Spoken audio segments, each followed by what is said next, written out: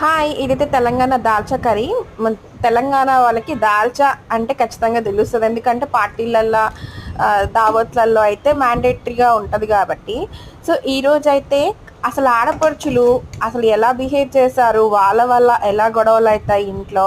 అత్త, కోడళ్ళకి గొడవ కాడానికి చాలా సార్లయితే ఆడపడుచులే కారణం అవుతారు. ఎందుకంటే తను ఉన్న ఇంట్లో వేరే అమ్మాయి వచ్చింది అని ఓర్వలేక అనమాట వాళ్ళేం చేస్తారంటే ఆడపడుచు అనేవాళ్ళు ఎక్కువగా ఇంకా ఇంకొక అమ్మాయి వచ్చింది అని చెప్పి చూసుకోలేక మా అమ్మ ఎక్కడ ఆ అమ్మాయికి ఎక్కువ ఇంపార్టెన్స్ ఇస్తుందో అని చెప్పేసి అమ్మకి ఎక్కిచ్చి చెప్తా ఉంటారనమాట.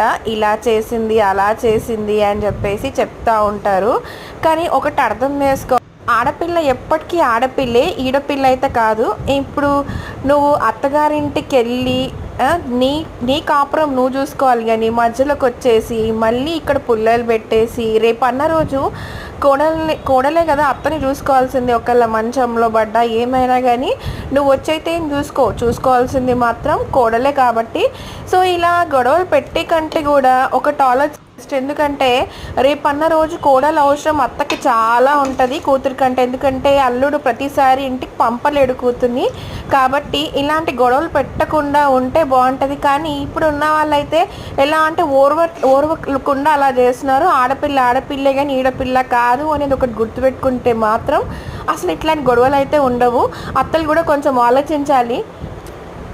ఎందుకంటే కోడలు కూతురు కాలేదు, కోడలే కూతురు అనుకుంటే గొడవలు అయితే ఉండవు.